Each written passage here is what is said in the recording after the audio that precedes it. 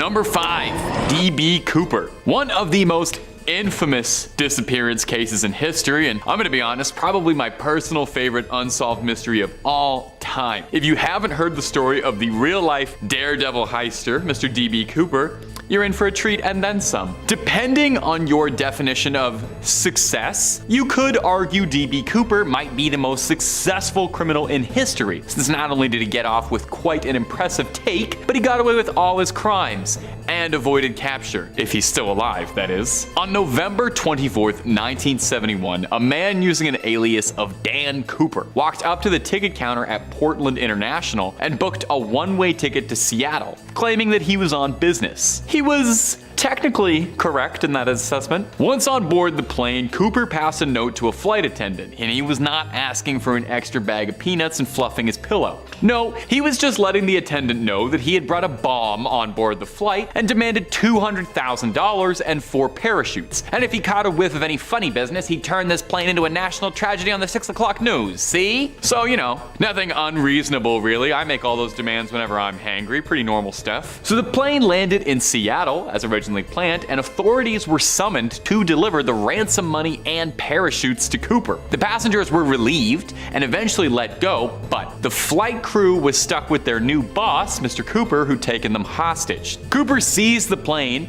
planning a flight path to Mexico City, but midway through the flight, Cooper, who was a huge fan of the film Point Break and wanted to pay homage to it, jumped out of a plane with all of the money. D.B. Cooper jumping out of that plane with a suitcase full of money would be the last time anyone ever saw him. He jumped out of that plane and into the stuff of history book legends, the Hall of Fame of heisters. Move over, Payday crew, this guy's got you beat. Despite extensive searching, not a hair of D.B. Cooper ever turned up. Some speculate, rather bluntly, that perhaps he miscalculated the angle and splattered somewhere across the northwest and the heist wasn't as impressive as we thought, while others imagined that he got off easy, he's knocking back Mai Tais on a Hawaiian island, enjoying the spoils of his loot. But who was the guy to begin with? A career crook on one last job? Someone trying it out? Someone snapping? Several theories suggest he was ex-military, special forces, which would explain his proficiency. In fact, the leading hypothesis is that he was ex-military. We may never know who the real D.B. Cooper is, and that's fine. That's the way he'd want it. And if we don't know who he is, it makes it that much more fun for us. He could be any one of us. He could be you, he could be me, he could be... I'll stop talking there. And if you're looking for more scary videos and strange stories out there, we've got all of that and then some. If you can think it up, we've probably done a video or 2 on it. We've got quite the catalog. So click on through, hit subscribe, and please tickle that little bell and make sure you don't miss a single scream. But would you kindly do that at the end of this video? Because I got 4 more missing persons cases ready for you now. Number 4, the Mary Celeste. Our next mysterious case is a bit of an outlier, a little bit of a cheat. I know. It's not just one person going missing, it's an entire ship. How does that happen? December 1872, the captain of the Mary Celeste, one Benjamin Briggs, cast off to New York to travel to Italy for unknown reasons, but probably for the tomatoes. The ship was kept to a rather tight crew. A staff of 8, plus Briggs's wife and daughter, were enough to man the vessel. The voyage seemed like it went pretty well until another vessel, the Del Gratia, came into contact with the Celeste and were chilled at what they'd found when they recovered the ship drifting aimlessly. As rescuers boarded the ship, they were greeted with a maritime mystery to forever haunt them. The ship seemed to be in perfect working order, no signs of damage or distress. Had it not been found freely floating,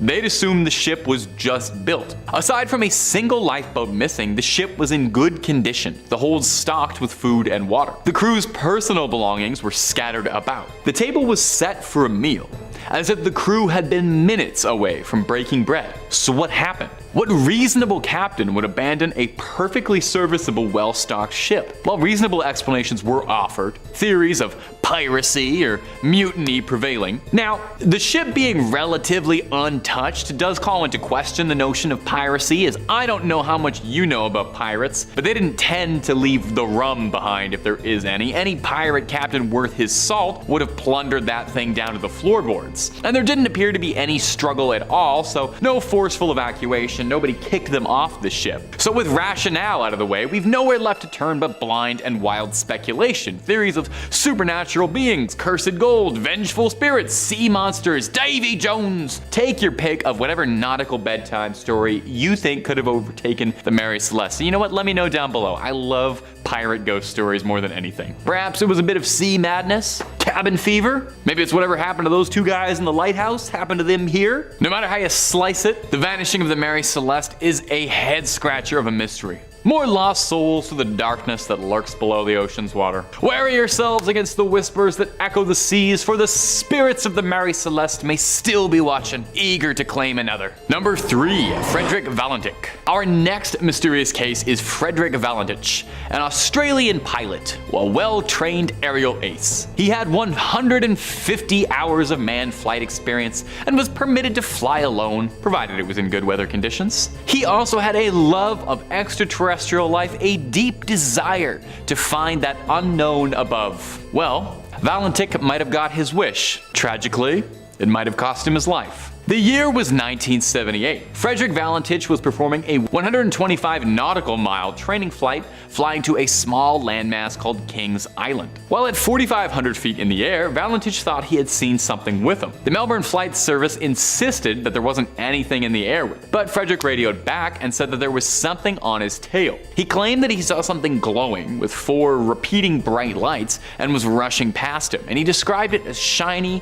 metallic, and chrome and looking like a small manned craft. Now, unsure what was happening, Valentich on radio to ground control told them that he was experiencing engine troubles inexplicably. Could this strange flying object be the source of these unexpected problems? Valentich complained out about whatever was following him to the Melbourne Flight Service, saying, "It's hovering and it's not an aircraft." Those would be the last words anyone ever heard from Frederick. Minutes after that last transmission, he went silent and the plane, or the mysterious craft, was never found. An intense search revealed nothing.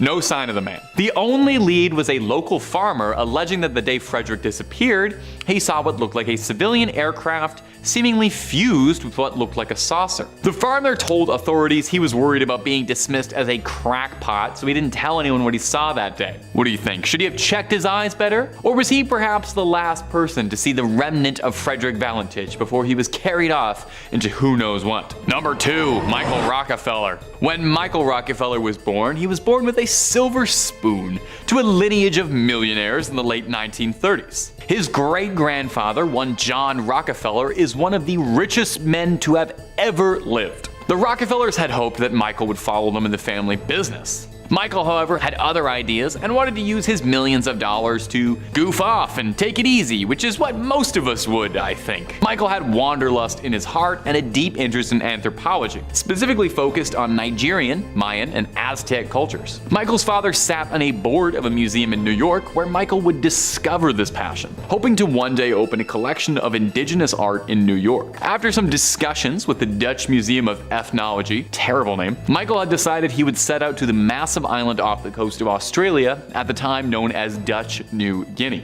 In 1961, he set off to collect the art of the Asmat people who lived there. It would be a one-way trip. The Asmat people that he was going to study were very disconnected from the rest of the world. They had previously seen Dutch colonizers, but otherwise they weren't getting a ton of visitors. The Asmat believed that the land beyond their island was inhabited by spirits, and they saw the Euros and the Americans as supernatural beings that had come over from across the sea. Michael and his team were allowed to study the people, but were banned from purchasing or taking anything, which held a great deal of significance to the Asmat. Nonetheless, Michael was thrilled with everything he'd been finding and could not wait to open his exhibit. In November 1961, Michael was on a boat accompanied by other anthropologists when a sudden squall threw the boat off its course. 12 miles away from the shore, but Michael insisted he could swim for it, and he was never seen again. The Rockefellers would spend the next few months spending a small fortune trying to find Michael, but gave up after never uncovering anything. The case went cold for years, but officers believed that Michael hadn't been lost to the water, but was rather offered as part of a sacrifice. His head chopped off, his flesh eaten, his bones made into weaponry, Fun stuff. An investigator, one Carl Hoffman, uncovered this while filming the Asmat people. He saw a group of men acting out a scene, miming the act of, removing someone's head from the rest of their neck and attacking them with spears. Now, we can't really find this footage, but through interpretation and translation was a stern warning to the other villagers that Hoffman reported. Pop your ears open and take a listen. Don't you tell this story to any other man. I hope you remember it, and you must keep this for us. I hope this is for you and you only. Don't talk to anyone, to other people, or another village. If people question you, don't answer. Don't talk to them because the story is only for you. If you tell it to them, you'll die. Or any other village, because the story is only for us. I probably shouldn't have shared it just then. Now, maybe just scrub that. Number 1, Lars Mittank. Lars Mittank is a young German man who became infamous in 2014 when his disappearance captured the attention of the world. Last seen on airport security footage, he's been called the most famous missing person on YouTube. Wow, isn't that a lovely title? I'd put that right on my resume. In July 2014, Mittank was vacationing in Varna, Bulgaria, I've heard lovely things, with a group of friends. Apparently things were pretty unremarkable until an argument about football at a bar turned into a brawl. You see, Mittank was a Bremen man and he was getting into an argument with some nasty Bayern fans. I actually don't know nothing about German football. Clear that up in the comments. Mittank would suffer a ruptured eardrum and was told to stay on the ground, for flying could damage his ears even further. So Lars decided to stay in Varna just a little bit longer while the rest of the party would return back to Berlin. Now here's where things take a turn for the strange. CCTV footage from the airport shows Lars behaving strangely, for lack of a better word. Dropping his luggage, running in a sprint, hopping a fence, the kind of things you would do if you were running away from somebody. His final texts warned his mother to cancel his credit cards as he believed he was being pursued. This footage was the last time he was ever seen, as he vanished without a trace shortly thereafter. Both German and Bulgarian authorities launched investigations, but nobody found anything. Hospital records turned up nothing, and outside of a few disconnected sightings of alleged hitchhikers which could have matched descriptions, nothing was ever outright confirmed. So what happened?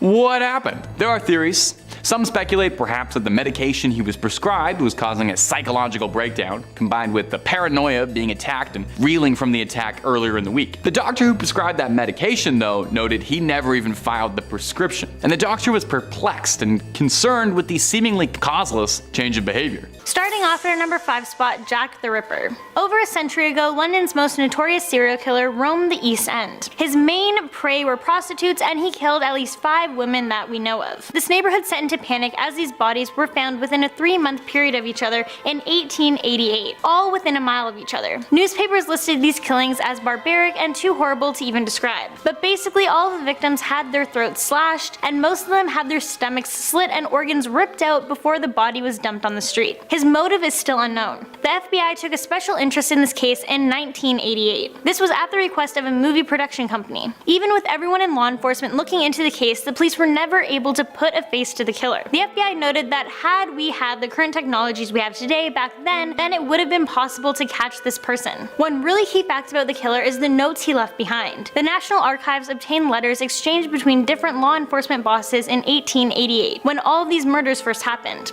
The killer sent these letters to the London Metropolitan Police Service to taunt them, and suggested that more murders were coming. Over the years, many people have speculated the identity of Jack the Ripper, but no one has ever been prosecuted, so it looks like he took the secret to his grave. This makes him one of England's most famous unsolved mysteries, and one of the world's most infamous criminals. There was only one person that ever came close to naming this culprit, and that was author Russell Edwards, who in 2014 claimed that he could prove the identity of Jack the Ripper based on DNA from a shawl that belonged to one of the female victims. The DNA points to Aaron Kosmicki, who was a Polish immigrant and actually one of the prime suspects of the gruesome murders, but again to this day nothing has been verified. And at number 4, the babysitter. This unidentified serial killer is known to have killed at least 4 children between 1976 and 1977 in Oakland County. Between 76 and 77, 2 boys and 2 girls went missing from their town, and they were all found dead within 19 days after they were taken. It was said that all these kids were on their way to a specific location at the time of their kidnapping. One of the victims was a 12-year-old girl who was apparently going to run away on her bike. Then one of the boys, Timothy King, who was 11, disappeared on his way home after after going to the drugstore to buy candy. There is one really messed up thing that happened with the King case. Before he was found dead, his parents turned to the media. They expressed their hope for his return and promised when he got home he could have his favorite food, Kentucky Fried Chicken. A few days later, King's body was found in a ditch. The coroner did an autopsy and found that the young boy had eaten KFC before he was strangled to death. So that means the killer must have seen his parents plead for their son's safe return. All 4 bodies were disposed of in a similar way, as they were all very public so the townspeople could see. The killer strangled and shot the kids and even sexually assaulted some of them before killing them. A task force was put together to find the killer, and there were several suspects, but none of them stuck. Kicking off at number 5, the tomb of Antony and Cleopatra. Now, the legendary Roman politician and general Marcus Antonius, alongside his kindred spirit Cleopatra, may well be the most notorious lovers in the history of our civilization, and although mountains upon mountains of literature have been written about their star-crossed fate, the real mystery of Antony and Cleopatra came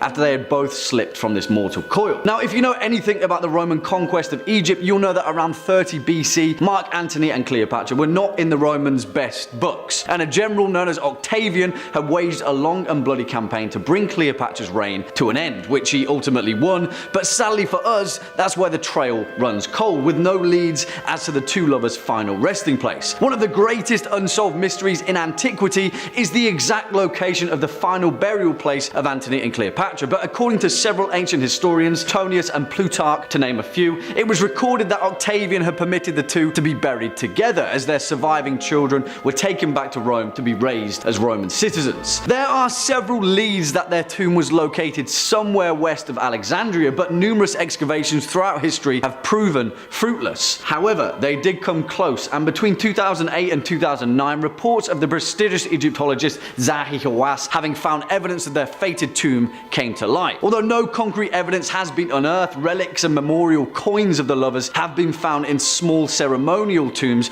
perhaps pointing toward Cleopatra's and Antony's tomb being somewhere in the vicinity. The excavation continues, but whoever stumbles upon the tomb of Antony and Cleopatra will unearth one of history's greatest mysteries. Next up at number 4, the sack of Baltimore. And now I love this particular entry, partly for its many layers and potential implications, but mainly for the fact that it's a swashbuckling tale of chaos and carnage that seemingly came out of nowhere. On June 20th, 1631, a small village named Baltimore in West Cork of Ireland was randomly and viciously attacked by pirates. Not just any pirates though, but pirates from the Barbary coast of North Africa, which at the time was synonymous with the Ottoman Empire. Now, if you couldn't tell, that's quite a distance. This incident would go down as the largest attack by Barbary pirates in both Ireland and Great Britain, and seemingly the target was a tiny village tucked in the corner of the Emerald Isle. So it posed the glaring question, why? Was it just a random chance of opportunity after the pirates had drifted off course? Perhaps, but it's not likely. See, the attack was led by a Dutch captain by the name of Jan Jansvoon van Haarlem, who had changed his name to Murad Rees the Younger, which, if you can't tell, is a bit of a curveball. But that curveball may have actually been thrown by someone else entirely. You see, despite being a small village, Baltimore was actually in the middle of a power play. At the time, it was under the control of a Gaelic chieftain, Sir Finian O'Driscoll, but the nearby English colony of Cork, led by a man named Sir Walter Coppinger, also had Baltimore in his sights. History is unclear as to who pulled which string, but all signs point toward the bizarre pirate attack being orchestrated by someone else entirely, in the hopes of seizing power away from O'Driscoll. In fact, several texts have even suggested that O'Driscoll's own relatives may have orchestrated the move, as they'd been exiled to Spain following defeat at the Battle of Kinsale. Whoever did it overestimated the bloodthirst of the Barbary pirates though, because following the raid, Baltimore was virtually deserted for several generations. The best laid plans of mice and men, yeah, you know what they say. Coming up next at number 3, St. John's Dance. And you may have heard mention of this one before, but perhaps not in this context. You see, it's important that we note that in modern times, St. John's Dance or St. Vitus's Dance is a terrible disease also known as Sydenham's chorea that affects the nervous system and results in a series of hysterical jerking movements of the limbs, often exhibited in young children. Generally speaking, it isn't infectious, but that doesn't figure to explain the countless records of mass hysterical dancing that occurred throughout history, of literally thousands of people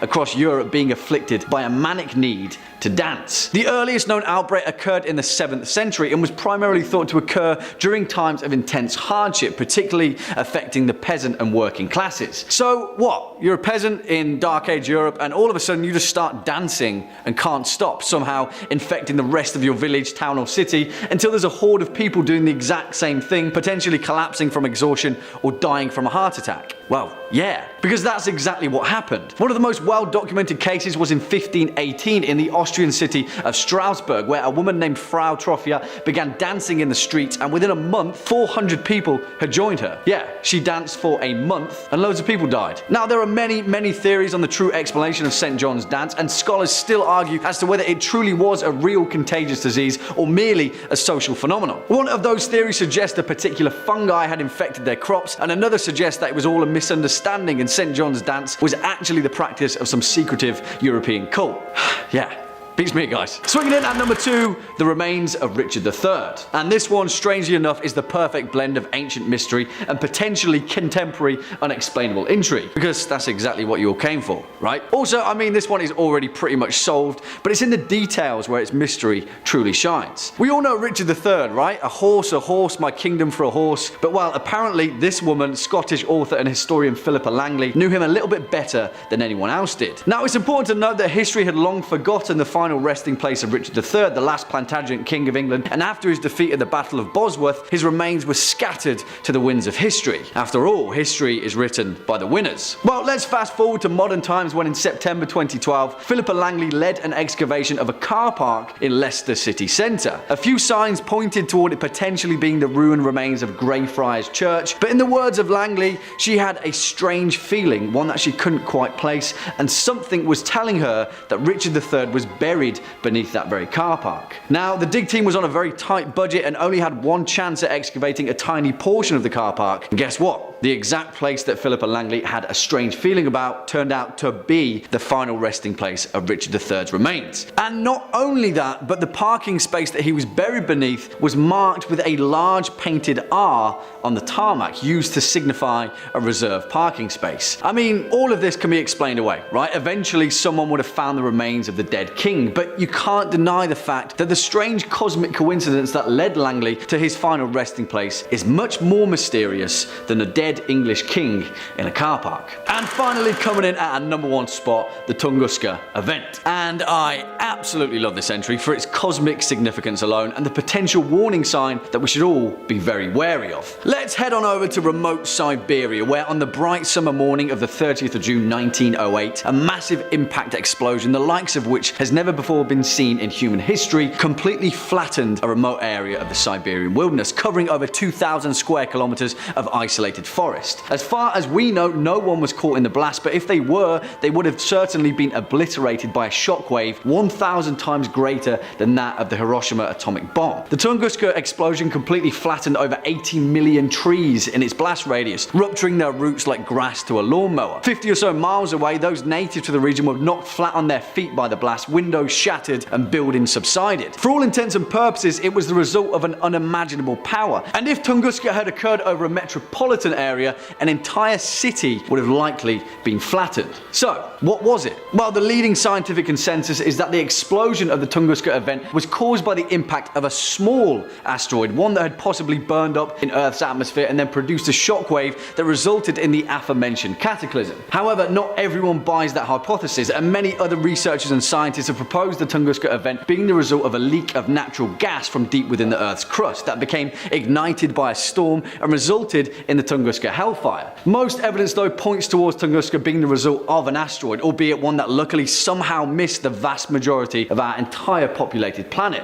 It's also important to note that researchers believe Tunguska to be the result of a small asteroid, which is a terrifying thought in itself. It poses an incredibly important question. How would our history have been shaped if the Tunguska event occurred somewhere else? What if its intended target had changed? And more importantly, Are we prepared if it ever happens again? Coming in at 5, Hotel Monte Vista, Arizona. Hotel Monte Vista is a famous and historic hotel located 1 block north of US Route 66 in Flagstaff, Arizona. The hotel was built back in 1927 and is a centerpiece of the historic downtown district. However, it's become more popular for the otherworldly goings-on inside its walls. Guests who have stayed in room 220 have experienced the TV changing channels on its own, and some even said they have felt cold hands touching them while they slept. However, arguably the most popular ghost story to emerge from the hotel is that of the Phantom Bellboy, who is said to knock on doors and announce room service, but when guests open their doors, no one's there. Another popular haunting, and perhaps one of the most disturbing, is the sound of an infant crying in the basement. I quote, "Staff have found themselves running upstairs to escape the sound of the cries. Though the sounds are very real to those who hear them, there's been no information that has explained the phenomenon." That is a direct quote from the hotel's website. Spooky. Would you dare stay there? Coming in at 4, Ariana Grande's haunting. Now, we have a Hollywood ghost story at this number coming from the mouth of none other than Ariana Grande. Yep, that's right. Ariana Grande was supposedly haunted by a ghost back in 2013 when she visited Stull Cemetery in Kansas, a place that is supposedly so scary the Pope refuses to fly over it because it's reputed to be one of the 7 gates to hell. Yeah. Ariana explained to Complex, I quote, "I felt this sick, overwhelming feeling of negativity over the whole car, and we smelled sulfur, which is the sign of a demon, and there was a fly in the car, randomly, which is another sign of a demon." That sounds like a stretch to me. "I was like, this is scary, let's leave." I rolled down the window before we left and said, "We apologize, we didn't mean to disrupt your peace." Then I took a picture, and there are 3 super distinct faces in the picture. They are faces of textbook demons. Now the story gets even creepier. Stick with me. According to Ariana, when she tried to send the picture to her manager the next day, she was met with an error message that read, "This file can't be sent. It's 666 megabytes. Weird things began to occur following the incident, and Ariana was forced to delete the picture. I quote, "I was going to sleep about 2 weeks ago. I had just gotten off the phone, and as soon as I closed my eyes, I heard this really loud rumble right next to my head. When I opened my eyes, it stopped immediately, but when I closed my eyes, it started again with whispers. Every time I closed my eyes, I started seeing these really disturbing images with red shapes. Then I opened my eyes and scooched over to the left side of my bed, and there was this massive black matter. I don't know what it was. It was like a cloud of something black right next to me. I started crying. I watched it move to the front of my bed, and then I fell asleep. I woke up and it was gone." Now, I'll be honest, it's hard for me to believe this one without the evidence to back it up, but if Ariana says it happened, then I guess it happened. Coming in at 3, please stop moving the kitchen table. Uploaded to my uni days by a user named Barbara, this story tells the haunting tale of ghosts that just won't stop messing with the kitchen table. I quote, "My house was fraught with weird stuff happening when we first moved in. The kitchen table would move overnight 12 to 18 inches. My keys will disappear and show up in the weirdest places like my quilt trunk." I don't know who has a quilt trunk these days, but this person does. "My son Christopher went into the basement and things came flying off the shelf at him. He also saw someone walking on our wraparound porch once, but no one was there. The most obvious one was a few years ago. Twice this happened. I was sweeping the kitchen floor. The door to the porch started shaking uncontrollably. It was like someone was trying to open the door without turning the knob. It lasted about 15 seconds. Keep in mind this is a wraparound porch completely enclosed. I knew it was bad because my dogs, who will bark at a butterfly flying past the window, all looked up at the door and stepped back. Both times it happened, I was doing the same thing about the same time at night. By the way, as a side note, I walked into the kitchen table one night while going to the bathroom. It was not the first time I walked into the kitchen table because it was moved. So I just said, please stop moving the kitchen table, and it never moved again. Spooky stuff. Do you believe Barbara's story? And if so, who do you think the ghost was? Former resident of the home perhaps, or just someone who was obsessed with moving kitchen tables? Perhaps a former interior designer? You never know. You don't know the story. Coming in at number 2, Demon in the Dark. Another creepy ghost story uploaded to my uni days. This one comes from a guy named Dave, who explains his very real encounter with a scary demon. My family traveled to the south of France to stay in a cottage owned by someone my dad worked with. The owners visited occasionally, but that summer it was free and we had 10 days booked in there. After a long 2 days on the road, we drove down a steep driveway towards a secluded mill cottage, with the water wheel sat static alongside the stone house. There was a deep cellar with stone stairs down under the wheel next to the house, and a small river circled the place. We went into the house and chose rooms, but being set down in small copes, the house was a draft and cold from lack of use. And we settled in and turned all of the heating on, yet the house remained cold and felt damp. The first night we had set a fire in the living room and listened to a couple of my audiobooks before my sister and I went to sleep. My parents stayed up a little longer than went to bed. Around midnight they both woke up at exactly the same time, and the door to their bedroom was opening slowly. At first they thought it was my sister, until they saw a large dark silhouette of a man framed in the doorway, standing stock still, just looking in their direction as if appraising them. After a short period the shape turned and started to move as if satisfied, and disappeared completely. They looked at each other but didn't speak, and both went back to sleep. The next morning the house felt warm and dry, and sunlight was back through the windows as if something had lifted and accepted them. They spoke the next day and both agreed that although they were skeptics, it could not have been anything other than something supernatural in that doorway, deciding their worth. What do you guys think about that one? Demon encounter? Intruder? Or just trick of the light? Do you think there was a man there, or is this all pretend? You tell me. I think it was just an old house that took a little while to heat up. But that's not very scary, is it? And finally, coming in at number 1, Hotel Cecil. Of course, there is no building more haunted than the Cecil Hotel that has numerous unexplained deaths and hauntings that are still ongoing today, even after it changed its name to Stay on Main. Creepier still, there's an entire list of suicides reported on its Wikipedia page, with the first reported case happening in 1931, followed by a long string of similar deaths in 1932, 1934, 1937, 1938, 1939 and 1940. The 30s were not a good time for the Cecil, that's for sure. During the same time, other tenants of the building also died by suicide, and one man was pinned to the exterior wall by a truck. In 1962, a woman jumped from the 9th floor window and landed on a pedestrian, killing them both. In 1964, tenant Goldie Osgood was brutally murdered, which had remained unsolved. And of course, one of the most famous cases is that of Elisa Lam, a 21-year-old traveler who was found dead in the rooftop water tank of the hotel after guests began to complain of a funky taste. Now, with this number, it isn't so much the ghosts themselves that are the unsolved haunting, but the hotel itself, which seems to curse anyone who stays in it or near it. Starting off this countdown, we have Conor and Sheila Dwyer. On April 30th, 1991, married couple Conor and Sheila Dwyer attended a funeral in their town of Fermoy in Ireland. After the service, the couple were seen on the steps of the church. That was the last time they were ever seen. It wasn't until 23 days later that they were reported missing, after Sheila's sister hadn't heard from them for quite some time. Here's where it gets strange. Inside their house was all of their personal belongings. Nothing was touched. Their passports were there, large sums of money, and jewelry, which rules out a robbery. The only thing missing were Conor, Sheila, the clothes that they were wearing that day, and their car. It's thought that maybe they drove off together. But no money was taken out of the bank. Bags weren't packed, and the house looked like it was awaiting their arrival.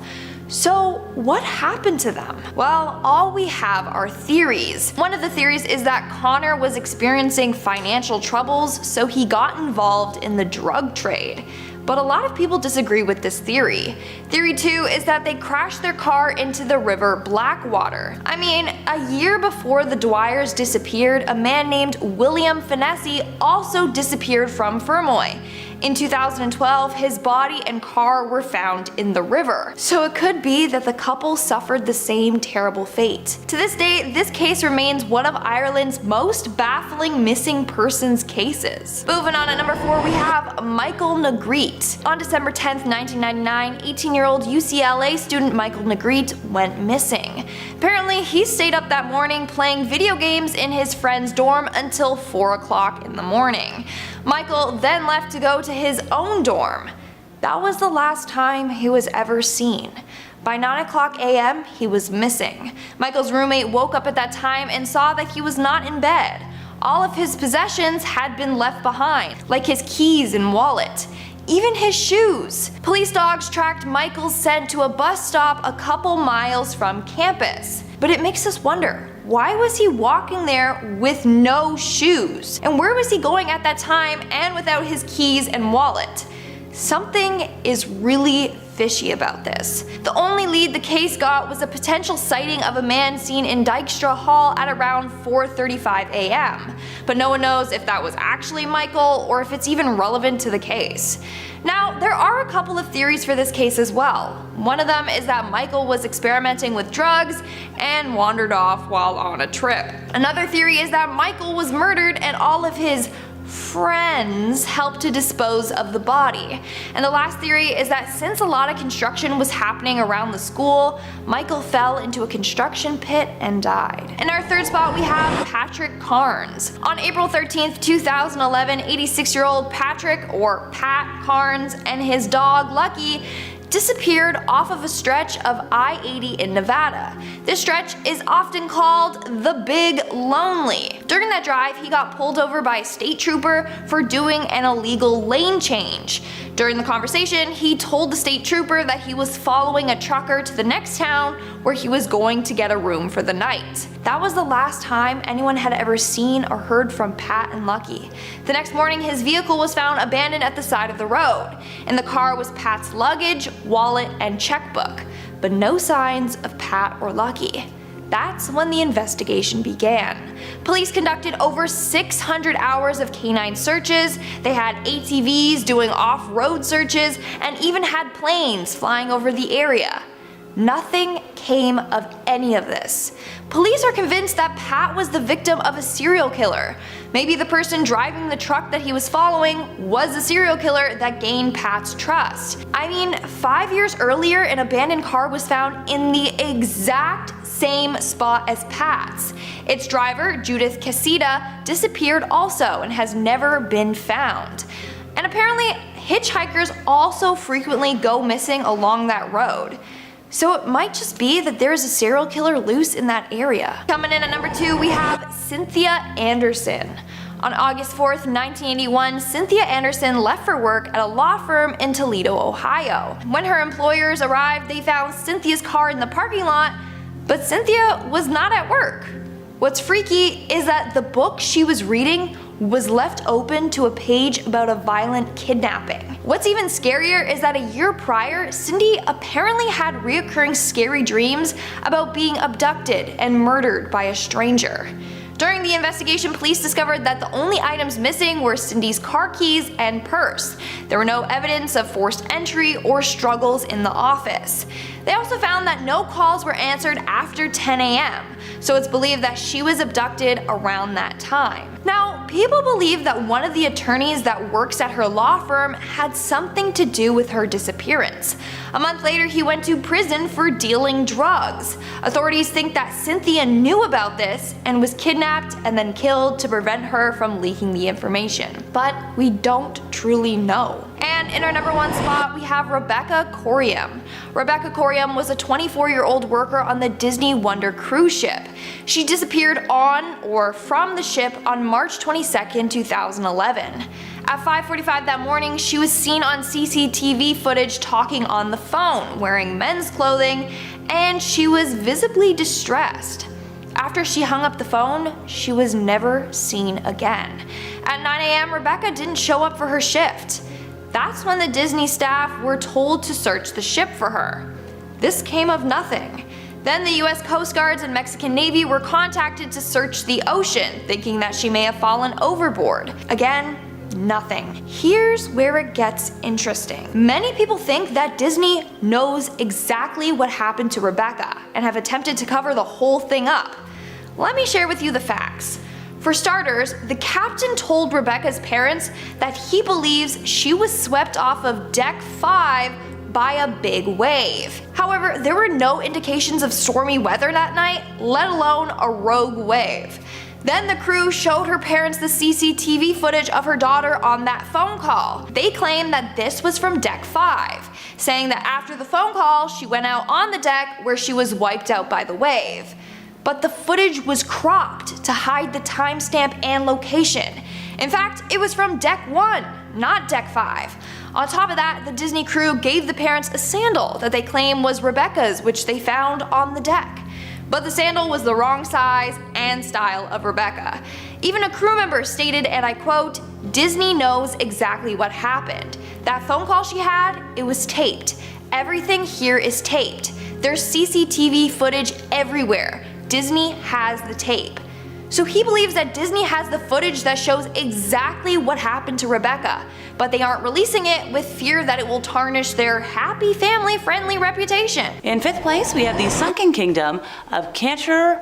I swear I do look up pronunciations for words, I really do. Anywho, welcome to a place that has a lot of things in common with the legendary Atlantis. Cardigan Bay is home to some outstanding coastal trails overlooking the bay, with many people saying that they can see glimmers of buildings underneath the water. And that has led to the story of the sunken kingdom, a city that was once thriving that had been lost to the waves due to the carelessness of a lockkeeper called Scythonen. People still claim that you can see the buildings and hear the bells ringing out to this day. So it was originally a fertile and prosperous kingdom, with no fewer than 16 heavily populated cities, and was said to occupy a lush, fertile area that laid on a stretch of land running between Ramsay Island and Bardsey Island, which is now Cardigan Bay, West Wales. But it was like low-lying. A number of steep embankments and gates have been built to protect the land from flooding. There was a system of gates to allow water to enter the kingdom in order to irrigate the agricultural pastures. The kingdom was ruled by Gwydno Garahir, and he had made his friend Scythonen guardian of the sea defenses, a role that included making sure the gates were shut every night. However, after a night of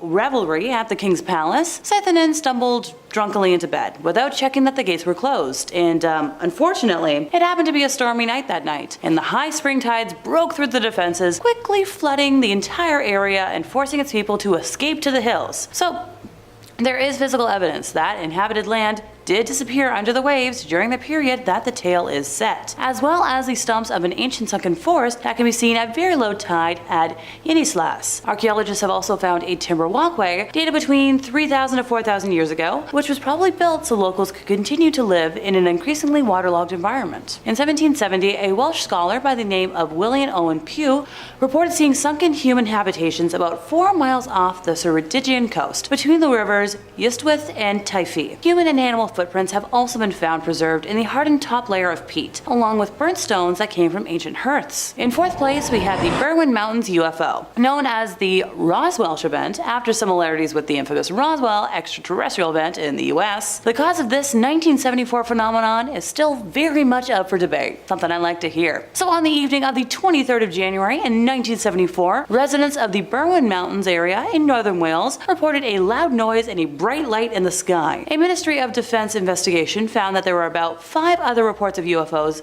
seen over the UK at 10 p.m. that same night, which is when this incident happened. 3 sightings were in the home counties, 1 in Lincolnshire and another in Sussex. Witnesses reported seeing a bright light in the northwest which seemed to fall towards the horizon. An expert who undertook independent research into the Berwyn Mountains incident for the British Astronomical Society reported that a fireball was visible over most of the UK that night. Now, sightings were received from Somerset, Norfolk, Manchester, and Edinburgh, which is noted. The fireball descended from about 120 kilometers in the sky to about 35 kilometers before disintegrating over Manchester. UFO experts claimed that a UFO crashed and the British government covered up the military's recovery of a crashed spaceship. Witnesses claimed to see a bright ball of yellow over top before feeling a huge tremor underfoot. Now, many have tried to make sense of it all, and the list of theories is as long as my arm. And still, no one really knows what happened, not even those who live in the Berwyn Mountains. In 3rd place, we have the death of Hugh Watson. Alrighty, time for a bunch of wild facts. So when a barn in Landsworth burned to a crisp in December of 1976, firefighters found the body of a 77-year-old man who lived alone, had no relatives,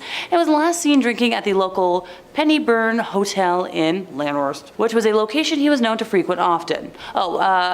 Pardon me, I totally forgot the part where he had been stabbed 22 times with either a pitchfork or a screwdriver, because, you know, that's totally normal and not overkill at all. So most theories actually lean more towards the pitchfork theory, and while I get he was found in a barn, that completely boggles my mind. I guess it was a weapon of convenience, but cripes. Detectives have managed to learn that the old man had mobility difficulties and walked with the aid of 2 sticks, so they believed he must have been carried into the hayloft, where he later died since he never really could have climbed up there by himself. A post-mortem investigation revealed that some of his wounds were serious, but others were superficial, suggesting that whoever committed the crime spent some time in the barn with them. That same investigation found he died from asphyxia, and over 6,000 people were interviewed in hopes of some kind of information coming to light. Detectives were drafted in from across the region to trace anyone who saw him that night, but so far, we got nothing. Who knows? In second place, we have Teggy. I swear, people need to get a lot more creative with naming their river monsters. So many monikers are just poor knockoffs of Nessie, and unknown creatures deserve better than being the equivalent of a dollar store knockoff toy. Just saying. Located in Lintigid, or Bala Lake in English, lies the legend of Teggy. Look, I'm gonna go for the English versions, folks. You've heard me butcher enough. First spotted in 1975, Teggy is thought to be an amphibian around 12 feet in length, described as a grayish brown or black in color, and typically between 8 to 12 feet long. This mysterious animal is believed to have 1 or 2 humps, a long neck, and a roundish football-sized head with a crocodilian snout. So there have been sightings throughout the years, but kind of like Nessie, nothing super substantial. A witness in 1975 claims that out of nowhere she saw a grayish object moving in the water, and whatever it was at least 8 feet long and had a small hump in the middle and was moving towards the eastern shore. So when she jumped into her car and drove to the point where she thought the object would come ashore, no sign of her. And when people pressed this witness afterwards for a description, she told them it looked like closest to a crocodile. She returned to Bala Lake the following day and found a very large dead pike on the shore with massive bite marks on it that are believed to have been left by Teggy. So another witness, going by B. Vickers, reported spotting the monster at close range in the summer of 1992. She said it was twilight when she was on the shingle beach of the lake in front of the Catamaran Club, looking for flat stones to, skim over the lake's calm surface, when she suddenly turned a full 80 degrees and looked straight at the monster, who was looking right back at her. So at 20 meters away, with its black head and neck clear above the surface of the water. Ooh,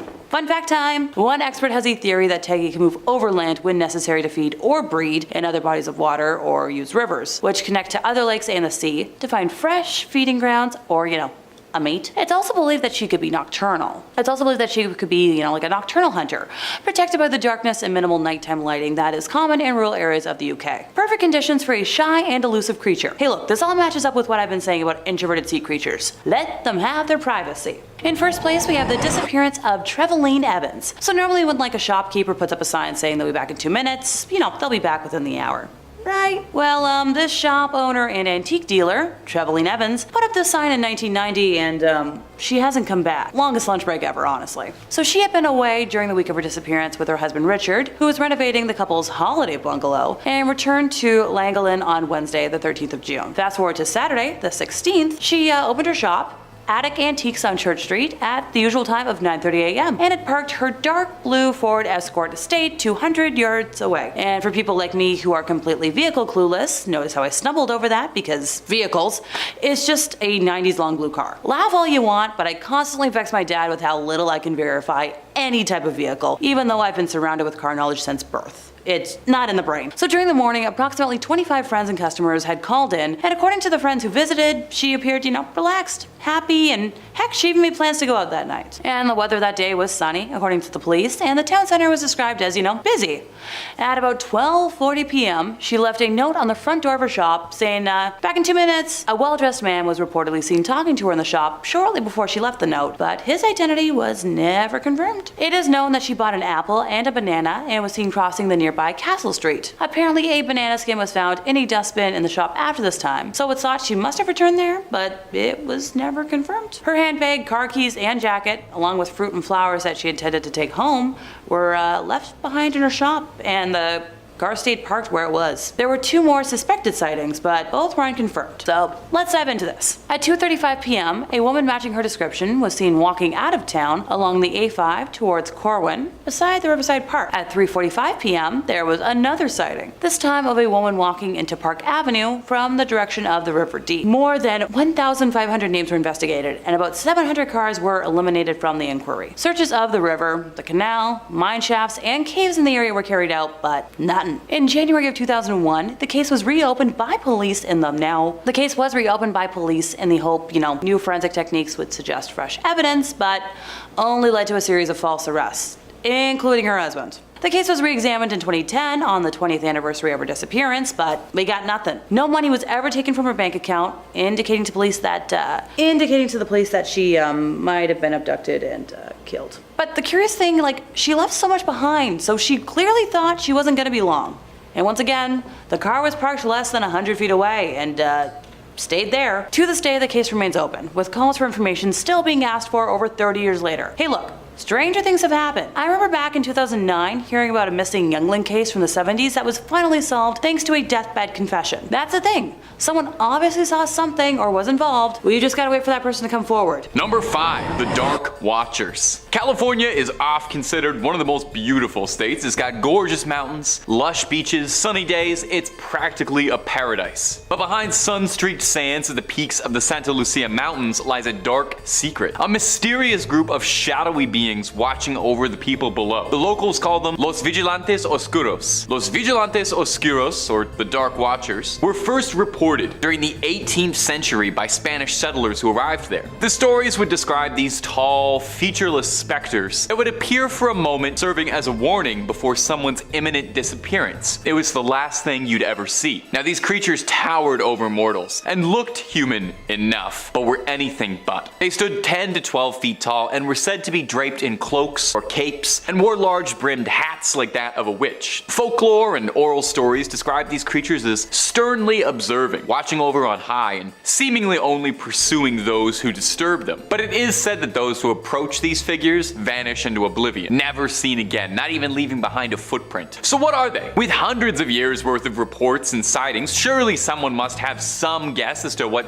scary shadow people are watching you in the mountains. Now, the prevailing and admittedly kind of dull theory is that the Dark Watchers are a symptom of pareidolia, a very common psychological phenomenon in which the human brain attempts to seek out patterns that it recognizes in something weird. It's why our brain often fills in strange details in the sky. If we see something up there, we can see a flying saucer kind of because we want it to be a flying saucer, you know? Our brain fills in the details we think we see. Encounters of Dark Watchers could just be the shadows of swaying trees or creatures darting about in the night and tired eyes mistaking it for something else. But this video is about unsolved paranormal mysteries, and it's more likely this might be a paranormal phenomenon for which there is no comfortable scientific or reasonable explanation. These creatures through the veil exist in a way I just can't understand. So perhaps it's best for now that we follow their example, and you know what? We just watch. We just observe, we take nothing but photos, we leave footprints, I think that's how it goes. And we keep watching Top 5 Scary. The shadow people told me to say that. It's actually crazy. The shadow people also told me that their one wish is they want for you guys out there to like and comment and subscribe and hit that little bell to make sure you get all the videos that we put out. It's weird that they were so specific with their orders, but that's I'm just relaying what they told us. So keep on watching Top 5 Scary, but do all that subscribing business at the end of this video, because otherwise you're gonna miss the rest of the California mysteries I got for you. Number 4, the Ghost of Hollywood. The Hollywood sign is probably one of the most iconic landmarks on the West Coast. Instantly you see that and you know you're in La La Land. But did you know it might be haunted by the spirit of a Hollywood starlet who took her life years ago? Beneath the monument to Tinseltown's glitz and glamour lies a dark secret that perhaps would be better left buried. Peg Entwistle was a young actress and a Hollywood hopeful who had a dream, like many before her, to come to Hollywood and become a household name, making it big on the silver screen. She had a small career on Broadway and then traveled to California to make it in the pictures and landed a role in a picture, 13 Women. Now, by the time the film had premiered to test audiences, her role was cut almost entirely, down to 12 women, causing her to fall into a depression. The film released and was neither a commercial or critical hit. Despondent, Entwistle thought there was no hope for her. On September 16th, 1932, she left her home to climb the Hollywood sign and cast herself off of the H to the hiking trail below. Now, since then, hikers and visitors to Hollywood's famous landmark have reported strange occurrences around the tourist spot. Hikers claim they can smell strange perfume in the air, thought to be Peggy's favorite. Joggers sometimes claim they see an ethereal woman in 1930s with a sad expression walking down the trail. That could also just be Lana Del Rey though. One park ranger, John Arbogast, claims he sees her almost nightly whenever it's too foggy. Sees her sitting, brooding, forever trapped in the place she could never make her dreams happen. This does give me an idea though, maybe a little way to solve everybody's problems. Maybe somebody makes a movie about the ghost and the Hollywood sign, and then instead of blowing your budget on special effects, you ask her to play the ghost. She gets to star in a big movie. You get to make a movie about ghosts. She might pass on. Everybody wins. Win, win, win, win, win. Just make sure if you make that movie, I produce that, okay? So keep me in the credits. Number 3, the Queen Mary. Now this next one is a beloved tourist spot. It's one of the most famous ships in the country, and there are few ships in the United States even half as haunted as the Queen Mary, a decommissioned ship that was converted into a hotel in Long Beach, California. It's stately, it's lush, it's got all the comfort and modern amenities of being a Navy man, bursting with restless spirits. The ship was christened in the mid-30s by the Queen Mary herself. That's why they named her that. And it was retired 3 decades later. It's since been converted into a hotel where guests can go and rent out a stateroom and pretend they're crossing the Atlantic in style. Now, there are a variety of spots inside the Queen Mary that are said to be congregation points for all things supernatural and strange. Perhaps if you know already anything about the Queen Mary, the most famous is Stateroom B340. Now, this was a problem before the place was even haunted. In 1948, a passenger, Walter J. Adamson, passed away in the room under unknown conditions. Nothing really came of this event until 1966, when a woman who was staying in B340 reported that she was woken up when the bed covers were pulled away and she saw a spectral man standing at the foot of her bed, and it was no room service. She screamed and rang for a steward, but as soon as the steward arrived to assess the situation, the man had vanished. Now, guests staying in this room claim they hear someone knock at the door in the middle of the night. The Mary's maids, too, complain that they find water running in B340 when no one's been in it in days. People have reported all kinds of ghosts around the pool as well. There's a woman in an old wedding gown people say they see, a young boy in a suit, a cloud of steam appearing out of nowhere, and then a girl in a blue and white dress who disappears in an instant, or maybe it's a gold and black dress, I'm not sure. Whatever the case, there's so many ghosts up in the Queen Mary, it's definitely worth checking out if you've got an EMF reader in your suitcase when you're going to California. Number 2, Griffith Park. Now, if you're a real avid cinephile, a student of the silver screen, perhaps you'd recognize Griffith Park for its use in a ton of Hollywood productions. The sprawling, rugged, mountainous set is home to a lot more than memorabilia for Hollywood. It's also said to be home to spirits and haunted by a century-old curse. It's said to have started all the way back in 1863, when Donna Petronilla, the niece of land baron Don Antonio Feliz, was cut out of her will. She was spurned and placed a hex on his land and cursed him for this indignation. She vowed that the land would never turn a profit for him, and that as long as he lived there, he would suffer misfortune until his untimely death, and anyone who was stupid enough to own the land afterward would get the same treatment. Now, local historians say the man who negotiated the ranch's rights was slain in a saloon duel, and the land's new owner was fatally struck by bandits in Mexico, so not looking good. A wealthy industrialist would end up buying up 4,000 acres of the land in the 1880s, but he ended up donating the land to the city of LA after strife and all sorts of malfeasances were causing problems with his ownership. He ended up striking his wife in a rampage. Now, she survived, but he went to prison for 2 years and passed away almost immediately after his release. Pretty suspicious, pretty strange. The landowners all died in rags, their reputation tarnished, and now that it's LA property, Griffith Park wasn't making anyone particularly rich. Was Donna Petronilla's curse that effective, or just a series of sheer coincidences? There are some who say Donna still watches over the land, ensuring her vengeance is carried out forever. Some visitors to Griffith Park claim that they see her spirit haunting the ground. Her vengeful ghost is said to appear as a lady in an all-white dress who materializes before locals for a moment. And number 1, Mount Shasta. Standing nearly 15,000 feet in the air, Mount Shasta is a beautiful peak. And, if you believe the legends, it could be home to some of the strangest thing in the entire country. Really, just about every conspiracy theory out there has been leveled to this mountain at one point. We got UFO sightings, strange disappearances, paranormal hauntings, a lost city, lizard people. If there is a conspiracy about something strange happening in California, the odds are good it'll eventually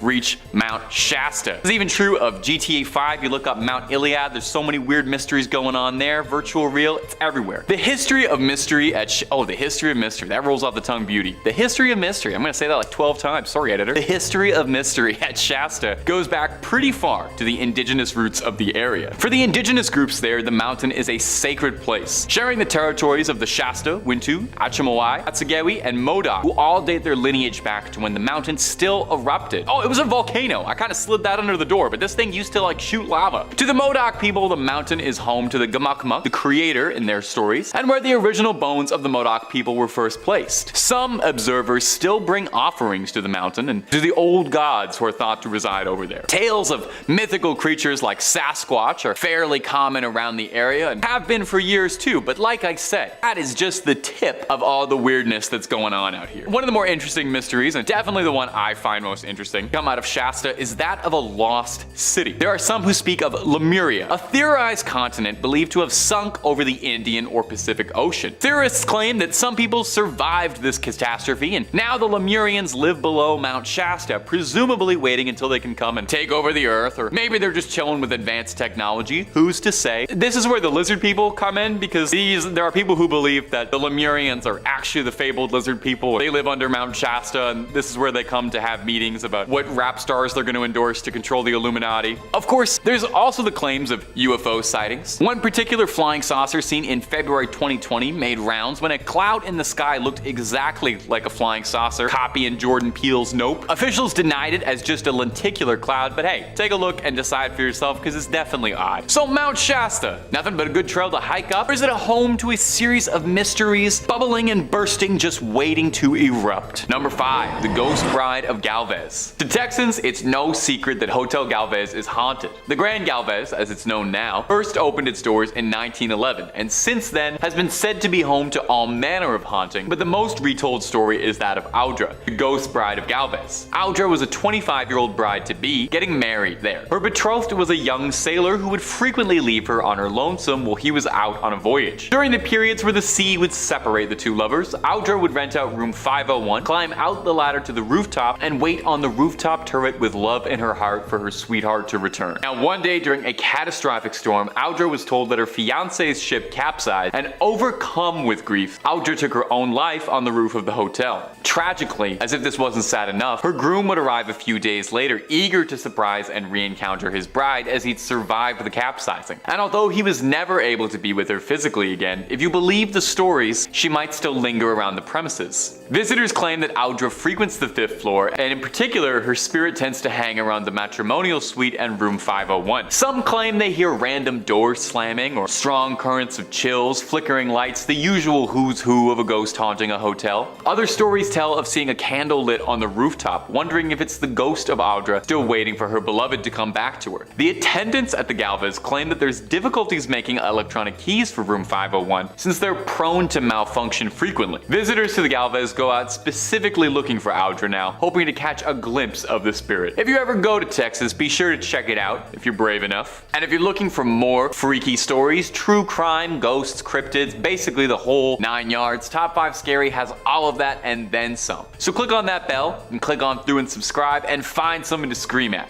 But do that at the end of this video, okay? We got way more mysteries in Texas coming up. Number 4, the Icebox Killer. The Icebox Killer refers to an incredibly grisly crime that haunted Houston, and if you believe the conspiracies, might be entangled in a much larger web of interest. Take a listen to this brutal crime. On June 23, 1965, 2 Houston police officers were sent for a fairly benign wellness check and went to investigate the home of a suburban family, the Rogers, Fred and Edwina, and their son Charles. Edwina's nephew was concerned because he hadn't seen or heard from his aunt in a concerning amount of time. The 2 officers went to check the house and got no response from a knock. A look around in the backyard, they found a makeshift barricade on the back door, which was more than a little suspicious, so they entered the house. One of the 2 detectives opened the fridge instinctively and saw a pile of raw meat in the fridge. The detective dismissed it as boar or pig, and you can probably see where this is going. They opened the vegetable crisper and were disgusted at what they found: the heads of Edwina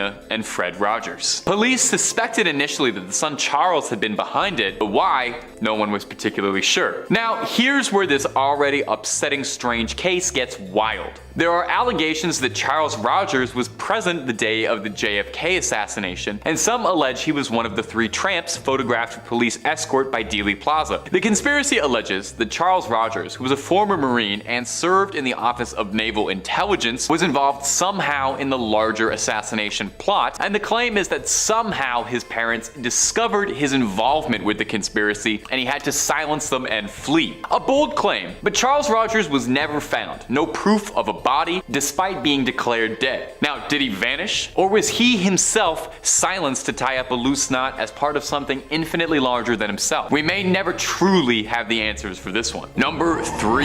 UFO sighting. In December 29, 1980, Betty Cash saw something on the outskirts of Houston near Dayton that would change the course of her life forever, as she made a close encounter of the third kind. She was driving her friend Vicki Landrum and Landrum's grandson home one night at 9 p.m. when the 3 of them noticed a bright light in the sky. Betty Cash described it like this: "We didn't know what it was, but we knew there was something that was lighting up the sky. We all began to feel heat, and all of a sudden Vicki screamed for me to stop. When I stopped, I went forward and her handprint was embedded in the dash of the car, and I thought, well, I've got to see what this is. So I got out, I walked towards the front of the car, and I stood there looking up, trying to figure out what this object was. Then a diamond-shaped object appeared with flames shooting out. The heat was tremendous. When I reached for the door handle, the door was so hot I couldn't even begin to open it. The only thing I was thinking was, are we gonna get out of here alive? And then seemingly as soon as it appeared, it disappeared, and Landrum stated that moments later, a large squadron of black helicopters soared over the area.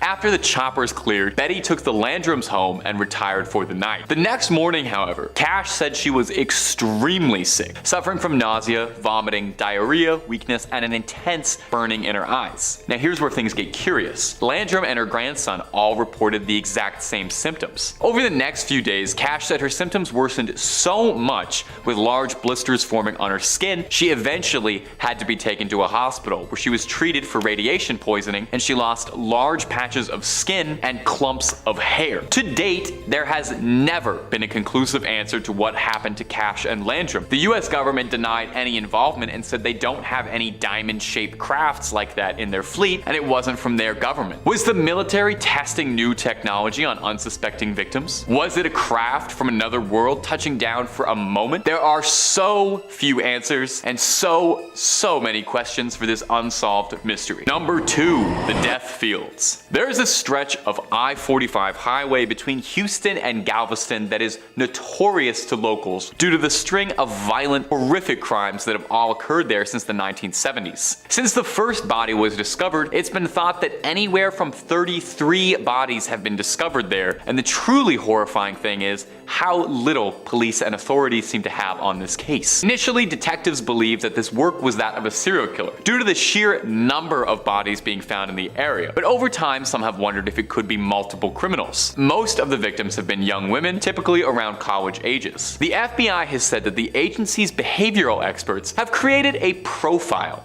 of a possible killer, but there are no known witnesses to any of the crimes and no common person to connect them all. An official statement that was given by the FBI said that the signs point to one killer, although multiple killers can't be ruled out. Given the nature of the area where the bodies were found, it was likely someone with roots in the area, someone who would have known these fields were a good place to hide a body. In 1998, a man named Edward Howard Bell was arrested and claimed to have been involved in the deaths of 11 girls in Galveston County. And although he was a suspect in the aforementioned I-45 case, police unfortunately didn't have enough evidence to tie him to those larger crimes. Only one death on the I-45 was ever convicted, when Louisiana police arrested Kevin Edison Smith in 2009 on a completely unrelated charge. A DNA test found that it matched the body of a girl who had disappeared from Texas in 1996 and whose body was tragically found on the I-45. From this confession and conviction from 2 different criminals, it's suspected that multiple people were involved in these grisly crimes. Hopefully one day this case can be closed for good and the I-45 can go back to just being a highway. And number 1, the servant girl annihilator.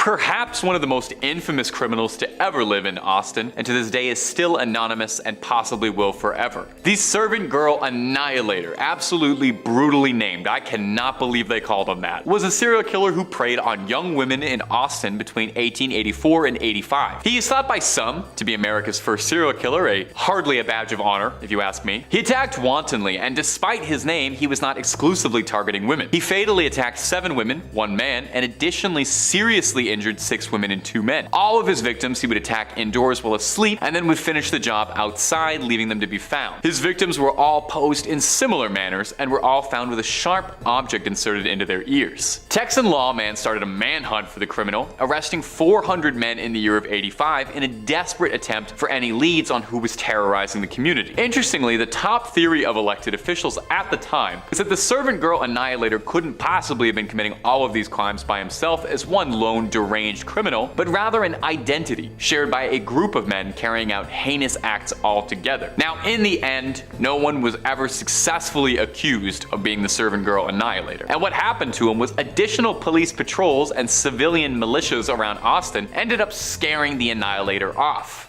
Or so you think. A theory, although an outlandish one, is that the Servant Girl Annihilator would move to London to continue his crimes, as 3 years later, the Whitechapel killings would start and Jack the Ripper would terrorize the streets of London, leading to some people suspecting that maybe these 2 lunatics were connected in a way. Think about that, a globe-trotting serial killer wasn't content with just one, had to move, get 2 different scary nicknames. Imagine if both your nicknames were Servant Girl Annihilator and Jack the Ripper. A little much for one guy, if you ask me. Number 5, the original Night Stalker. The original Night Stalker, or as he's better known, the Golden State Killer cold case, is one of the most infamous and complex criminal investigations in recent memory. For over 40 years, the identity of the Golden State Killer remained a mystery, as he committed a series of brutal crimes, assaults, and burglaries across California in the 1970s and 1980s. Now, for decades, this case was pretty open,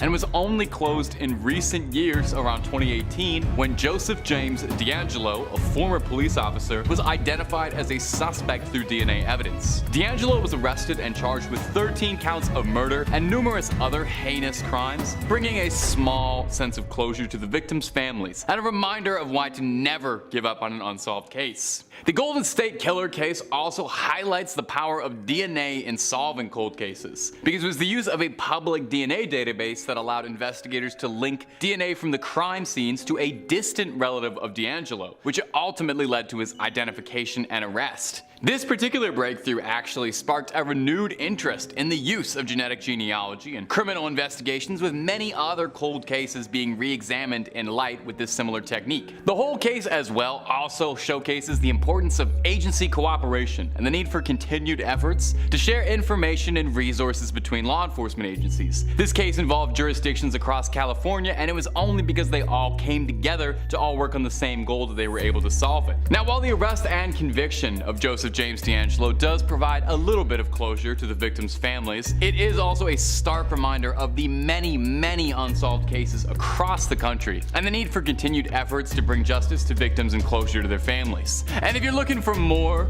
cold cases, true crime, mysteries, cryptids, we have just about all of that and then some on Top 5 Scary. Basically anything freaky under and above the sun you can think of, we've done a video or 2 on. So hit subscribe, make sure you hit that bell, but hey, please, do that at the end of this video, because I got more freaky cold cases for you coming right up. Number 4, the Lady of the Dunes. The Lady of the Dunes is the nickname given to an unidentified victim whose body was discovered in the sand dunes near Provincetown, Massachusetts in 1974. The woman was estimated to be between 25 and 40 years old, and her body showed signs of a brutal attack, including being nearly decapitated and having her hands severed. For 50 years, this woman's identity was completely unknown, a true Jane Doe and a tragically forgotten case. Now, over the years, there have been numerous leads and potential subjects, and all sorts of wild claims, all trying to help in their own way, including claims that the victim was an extra in the movie Jaws, which was being filmed in the area at the time. There's actually more evidence for that than not. In recent years, though, advancements in DNA technology have kind of renewed hope for this case. In 2010, a woman came forward claiming to have seen a man carrying a shovel in the area where the body was discovered.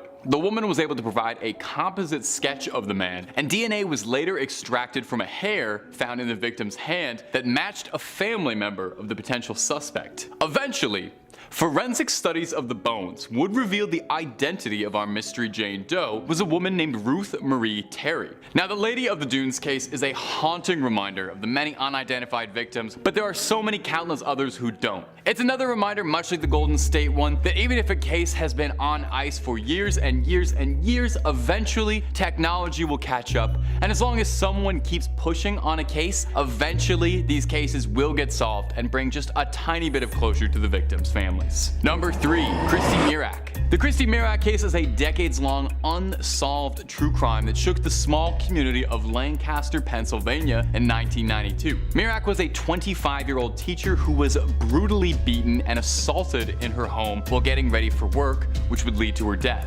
Despite extensive investigations and DNA evidence collected from the crime scene, this case would remain unsolved for over 25 years, where it would remain on ice tucked away in a back folder, until 2018, when investigators used the technology, genetic genealogy, which we mentioned before, to identify one Raymond Rowe, a local disc jockey better known as DJ Freeze, as the perpetrator behind the crime. We explained it a little bit before, but I kind of glossed over it. Genetic genealogy works by uploading a suspect's DNA to a public genealogy database, which then searches for genetic matches among millions of people who've uploaded their own DNA. Think of it kind of like a DNA Google. In Rowe's case, investigators found a match through his second cousin's DNA, which ultimately led to his arrest. Isn't that a little bit interesting how many of these cases it ended up being they could track it through someone who was related to the suspect? I just find that fascinating. Rowe eventually pleaded guilty to the killing of Christy Mirack, bringing a small sense of closure to her family and the Lancaster community. This case was one of the first successful uses of genetic genealogy in a criminal investigation, and has since sparked a renewed interest in solving other cold cases like some of the ones we've mentioned here. Actually, here's hoping that technology can keep being put forward for more cold cases and we can solve as many of them as possible. Number 2. Linda Pagano. In 2014, a Reddit user going by the name Call Me Ice shared a story about an unidentified set of bones that was lying in a cemetery in Strongsville, Ohio. This user was researching another cold case at the time, clearly a hobbyist, and while searching for genealogy records, came across this Jane Doe skeleton and was fascinated by it, wondering why there was never an effort made to identify who the bones belonged to. Wishing to right an ancient wrong, the user posted to the subreddit Unresolved Mysteries in the hopes of crowdsourcing some answers. The Strongsville Jane Doe, as she was known, was first found in 1975 by 3 people who were exploring a nearby forest. They found a skeleton lying on a sandbar, mostly intact but missing some of its jaw. The bones were reported, and it was found to belong to a woman estimated aged 18 to 25 who'd suffered a fatal gunshot 5 months before being discovered. Police checked her across several missing women cases, but were unable to make any connections, and the trail went cold until 2014 when Reddit started to look into it. Eventually, the original poster got in touch with the cemetery and managed to get access to original autopsy files, including a photo of the skull. It was sent to a digital artist, and nothing much happened until in 2016, the forensic artist who had done the reconstruction came across a listing on the National Missing and Unidentified Person System, or NamUs, of a woman named Linda Pagano, who had disappeared under mysterious circumstances around 1974. Linda had come home from a concert and gotten into an argument with her stepfather, and supposedly left to go visit her mother. This was the last time anyone had ever seen Linda Pagano. The forensic artist then contacted the medical examiner's office and pulled Linda's dental records, matching Linda Pagano to the Strongsville Jane Doe, solving the mystery. Now, the identity of the attacker was never found, with some suspecting that it was her stepfather, but the family was able to find the smallest closure in knowing what became of Linda, and it never would have happened without a Reddit post. It's inspiring in a small way to know that sometimes when law enforcement agencies can't finish the job or can't close a case, that there are people out there who are willing to open source it. Keep that in mind for this similar case, also solved by the internet. Number 1. The Grateful Doe. The Grateful Doe is a notable missing persons case, a heartbreaking and mysterious cold case that baffled investigators for decades. This case began in 1995 when a young man was tragically killed in a car accident on Interstate 95 in Virginia. He was believed to be in his early 20s, but had no identification of any kind on him at the time of the accident. The only clues anyone had for his identity was that he was wearing a Grateful Dead t-shirt and had Grateful Dead tickets in his back pocket and was on the road in a van, so people assumed he was probably going to see the Grateful Dead, leading to the sobriquet Grateful Doe. Despite extensive efforts to identify the young man, including releasing sketches and posting information on missing persons databases and Grateful Dead fan forums just in case anybody was plotting to link up with him, he remained unidentified for 2 decades, 20 years. In 2015, a breakthrough finally came through when a Redditor recognized the victim from a photo of him taken at a Grateful Dead concert in '95. The photo was posted by the victim himself, who had written that he was looking for a ride to the next concert following the Dead on tour.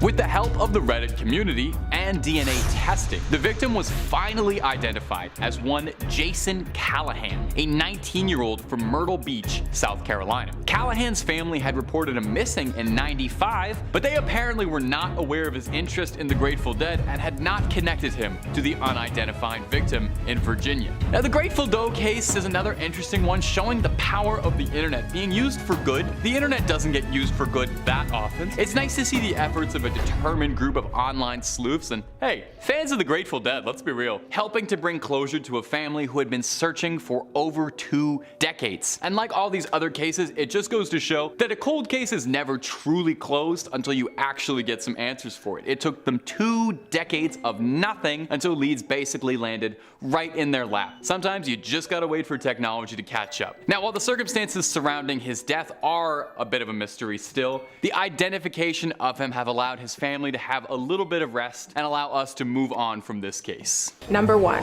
The Gurdon Light in Arkansas. Near a railroad in Arkansas flies an incredible unsolved mystery. Floating above and around the tracks, the bright light has been seen in many colors. Orange, blue, pink, green, you name it. Hundreds of people hike for hours in search of the railroad, hoping to see the light for themselves. The locals believe that the light is the ghost of a railroad worker, as the light resembles lanterns that workers used to carry around. This belief is further supported by the case of William McLean and Louis McBride. In 1931, William fired Louis, which led to Louis ending William's life. The reason behind Louis being fired is publicly disputed. Some people say that Louis had messed with part of the train track in such a way that a train may derail, while others say Louis had asked William for more hours and then was denied the request. Louis McBride later claimed that he had ended William's life after he'd been accused of tampering with the train tracks. Louis McBride was sentenced to the electric chair, and the glowing light made its first appearance shortly after. There have been several documentary crews hoping to reveal the mystery of the light. Even scientists have attempted to find the cause, but no theory has ever been proven. Some have attempted to say that it is merely highway lights, but